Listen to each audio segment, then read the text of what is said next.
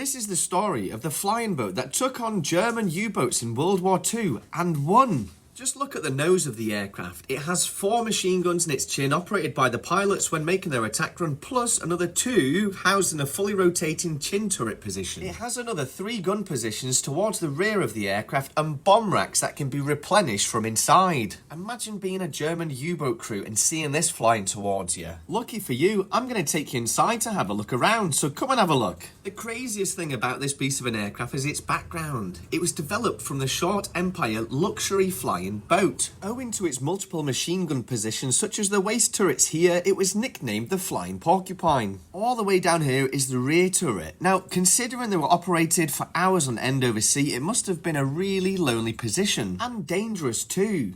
Cannon fire from German aircraft had a greater range than your .303 Browning machine guns, so they could hit you before you could hit them. In June 1943, a Sunderland Mark III was attacked by 8 Junkers Ju-88 fighters. Remarkably, the Sunderland's crew shot down 3 of them. Now, the rear turret position wasn't just for defence. It offered one of the best views of the ocean to help spot submarines or distress signals from downed crew. Now, I might be wrong, but I think these 2 positions are for the waist gunners. I couldn't figure out where they'd comfortably sit though, so if anybody could let me know in the comments, that would be super. How terrifying must this have been for the Germans? The bombs under the wings were on racks, and the aircraft had a purpose-built bomb room, meaning that once the aircraft had dropped the bombs on a target, they could roll out yet more to completely and utterly obliterate whatever it was they were bombing. So let's have a look into the aircraft's belly, but before we do so, that over there is the aircraft's cockpit. Being a float plane, they couldn't fit a traditional bomb bay with bomb doors, so they stored the weapons down here in the bomb room. Don't know about you, but I'm a little bit clumsy.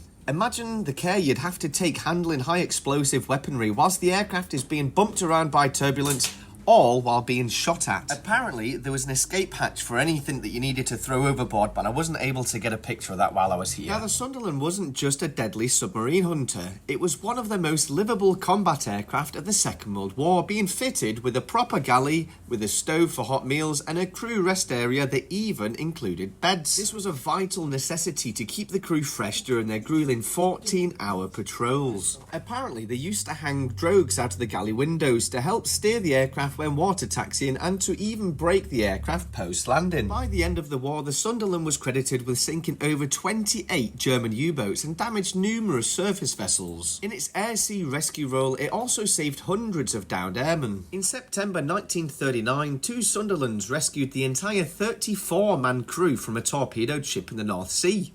It must have been a really cramped flight. And check this out, it has a fully functioning toilet, which is probably a lot more luxurious than what you'd get in your Halifax, Lancaster or Stirling bomber. So what happened to the Sunderland after the Second World War? Well, the RAF continued operating them well into the 1950s, and some were even deployed during the Korean War. So did the Germans, the French or the Americans have anything similar to the Sunderland? Let us know in the comments.